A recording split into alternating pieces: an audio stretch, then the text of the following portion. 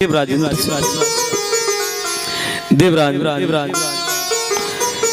इंद्र को देख करके दुर्वासा ऋषि आज प्रसन्न हुए हैं। उन्होंने नारायण भगवान के द्वारा जो दी हुई जो माला है वो इंद्र के गले में डाल दी। इंद्र ने उस माला का महत्व नहीं समझा और वो ऐरावत हाथी के गले में डाल दी है।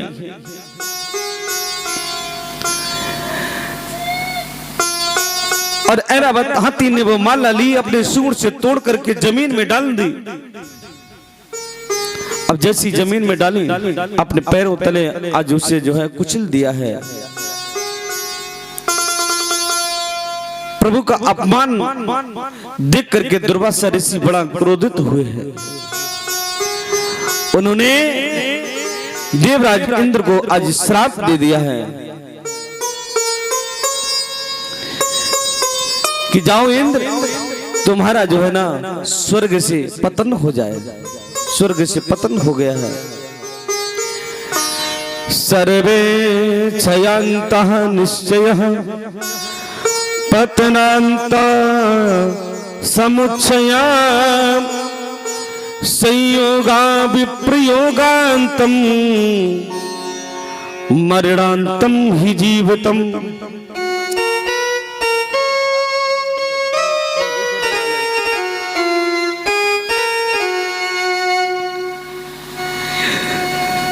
तो इंद्र को आज श्राप दे दिया। इंद्र समस्त देवी देवता जो है आज वन वन में भटकने लगे। आज वन वन में भटकने लगे। भगवान नारायण के पास में गए। भगवान नारायण ने कहा, हे इंद्र, आप जो है दैत्यों के साथ में जो है ना मित्रता कर लें,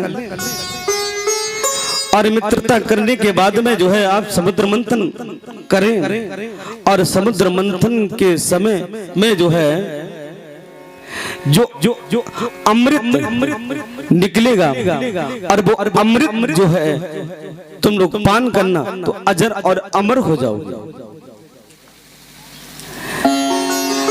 देवराज इंद्र राजा बलि के पास में गए। राजा बलि का साम्राज्य आज स्वर्ग में हो गया। राजा बलि से मित्रता की है। मंदराचल पर्वत की जो है ना मथानी बनाने के लिए मंदराचल पर्वत को लेने के लिए गए। कोई भी शुभ काम करने से पहले सबसे पहले जो है ना गणपति का पूजन होना चाहिए। यही देवताओं से और दैत्यों से गलती हो गई है, उन्होंने पूजन नहीं किया, विघ्न आ गया। मंदराचल पर्वत गिर पड़ा। अब जब मंदराचल जब पर्वत गिर पड़ा, सारी देवी देवता जो है ना उसमें जल दब गए हैं और अंग भंग हो गए। भगवान नारायण को पता चला तो भगवान नारायण गरुड़ पर सवार होकर के आए और मंदराचल पर्वत की विधिवत पूजा कराई, गणपति का पूजन कराया। तत्पश्चात उठा करके जो है अपने गरुड़ पर रखा और लेकर के आगे बासुकी नाग की जो है रस्सी बनाई। अब जो है ना देवता कहे कि हम मुंह की तरफ लगेंगे, दैत्य कहे हम मुंह की तरफ लगेंगे। आपस में झगड़ा होने लगा है। भगवान देवताओं के पास में आए, कान में कहा, देखिए यहाँ झगड़ने की कोई आवश्यकता नहीं है, अपना काम निकालना है। तुम ही छोटे बन जाइए, पूछ की तरफ लग जाइए। धीरे धीरे से जो है समुद्र मंथन होने लगा है। अब समुद्र मंथन होने लगा है। निकलना था अमृत, लेकिन अमृत तो निकला नहीं, उसमें से जो है विष निकला आया। जैसे विष निकला, अब उस विष को देख करके देवता दैत्य आपस में जो है बड़ी ही पश्चाताप को प्राप्त हुए। सारी सृष्टि में आज हाहाकार मचने लगा है। भगवान शिव के पास में देवता लोग गए, दैत्य लोग गए, उनसे प्रार्थना करी, प्रभु आप ओघड़ दाने हैं, आप इसे ग्रहण कीजिए। माता पार्वती ने एक बार तो मना कर दिया, अमृत निकलता तो आप मेरे पति को पूछने के लिए नहीं आते, आज विष निकला तो आप हमारे पति को खिलाने के लिए आ गए हो, मेरे पति को मार डालना चाहते हो क्या? भगवान ओघड़दानी है, ततः करतले कृष्णम बापि हलाहलम विषयम अवक्षम महादेवम। भगवान भूत भावना, भगवान भूत भावन ने आज वो जो है विष जो है पान कर लिया है। भगवान ने विचार किया इस विष को मैं कहाँ रखूं, कंठ में रखूं या अपने हृदय में रखूं या अपने पेट में रखूं, कहाँ रखूं? यदि मैं हृदय में रखूंगा, हृदय में मेरे सिया राम जी विराजमान है, यदि पेट में ले जाऊंगा तो हृदय से होकर के जाएगा तो भी हमारे सिया राम को बड़ी तकलीफ होगी। तो भगवान ने आज उस विष को जो है अपने कंठ पर धारण कर लिया, तो भगवान का नाम पड़ा नीलकंठ। बोले नीलकंठेश्वर भगवान की ओघड़नाथ भोले। भगवान शिव ने जितना भी विष निकला उस विष को पान कर लिया है।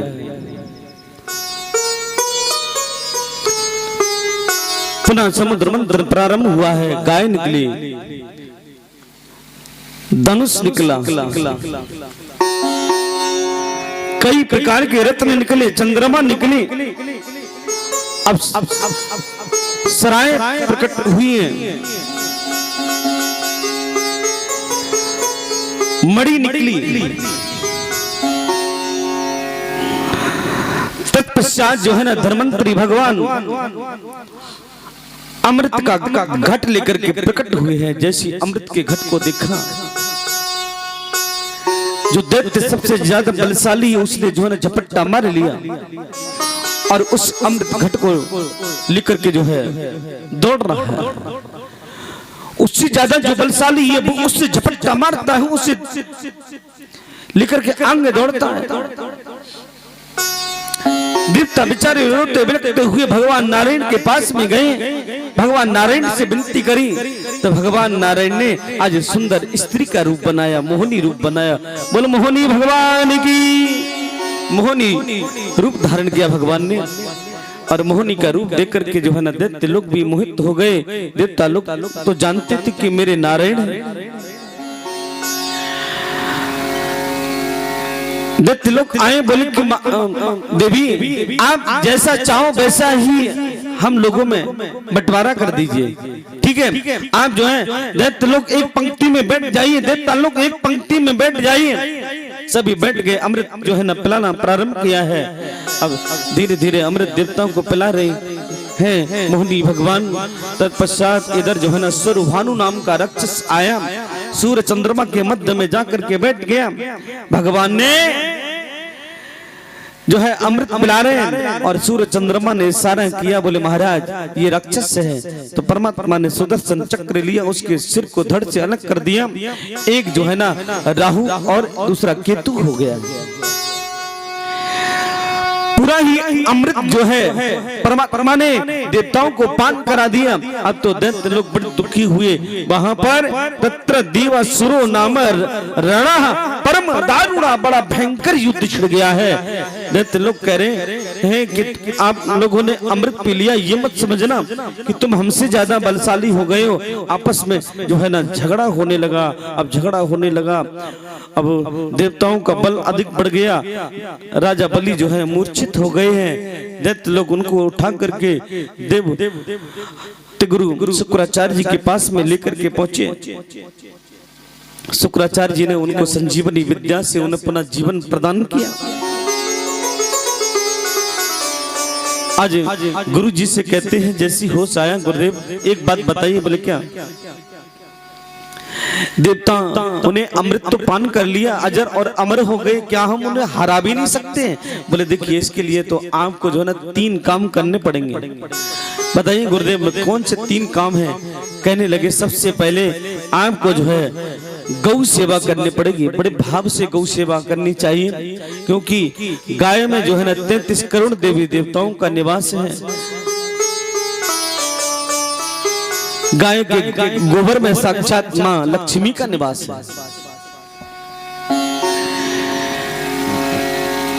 और दूसरी सेवा जो है आपको गुरु सेवा भाव से करनी पड़ेगी। गुरु के प्रति, मंत्र के प्रति श्रद्धा और विश्वास रखना चाहिए। तीसरी सेवा आपको जो है ना अतिथि की सेवा करनी पड़ेगी, संतों की सेवा करनी पड़ेगी।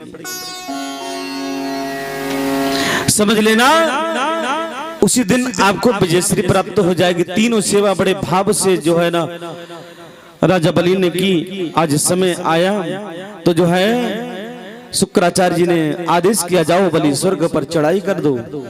युद्ध हुआ, ने जैसी चढ़ाई करी देवता लोग परास्त हो गए, बन बन में भटकने लगे।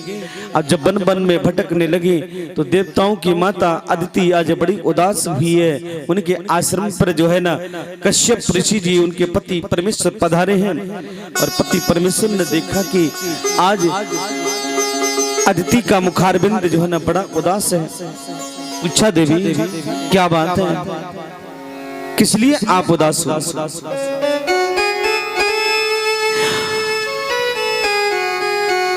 माता अदिति कहने लगी है, आप तो पिता है ना, आपको कोई पता नहीं है कि पुत्रों के जीवन में कितना संकट आया, कितनी परेशानी आई। जितनी तकलीफ मुझे झेलने पड़ रही है ना, इतनी आपको तकलीफ झेलने नहीं पड़ रही है।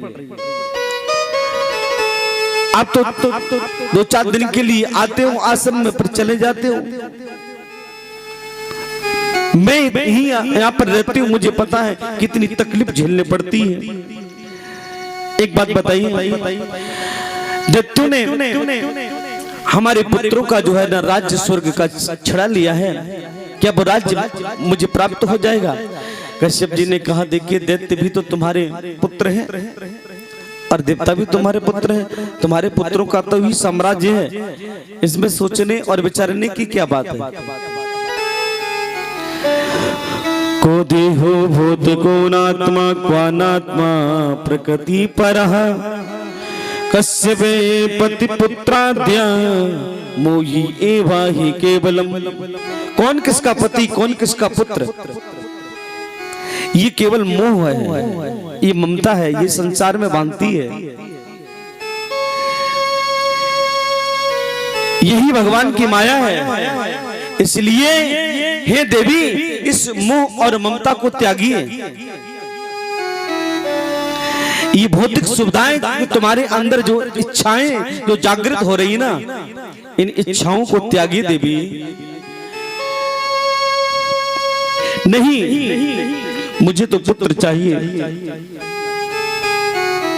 देखिए एक बात आपको बताऊं, कड़ाके की धूप है और उस धूप में आपका भी बच्चा खेल रहा है और आपके पड़ोसी का भी बच्चा खेल रहा है।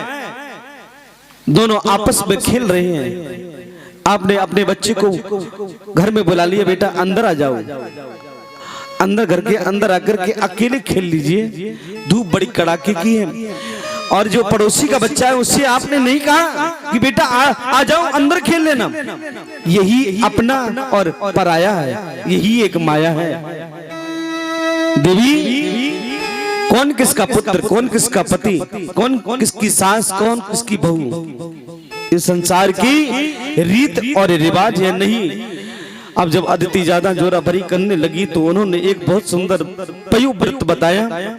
ये जो है फागुन मास में शुक्ल पक्ष में प्रतिपदा से लेकर के द्वादशी तिथि पर्यंत ये व्रत किया जाता है पुत्र प्राप्ति के लिए। और केवल ये दूध पी करके ही व्रत किया जाता है, इसलिए इसका नाम पयु व्रत है। और यज्ञ हवन आदि वगैरह किया जाता है, स्तुति की जाती है यज्ञ नारायण भगवान की।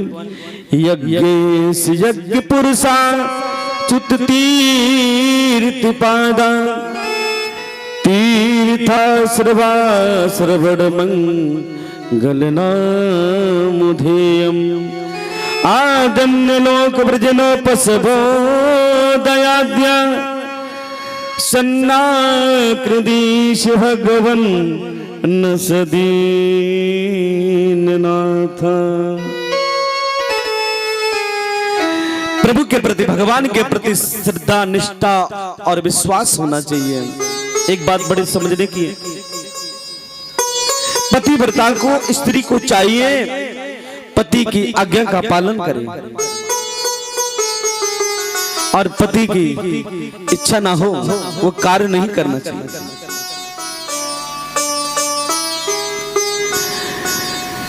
माता अदिति बड़े भाव से जो है ना व्रत कर रही है।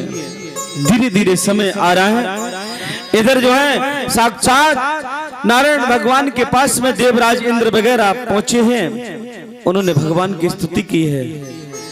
देखिए, आप जिस कार्य के लिए आए हो, आपकी माँ भी वही कार्य के लिए मुझे याद कर रही है।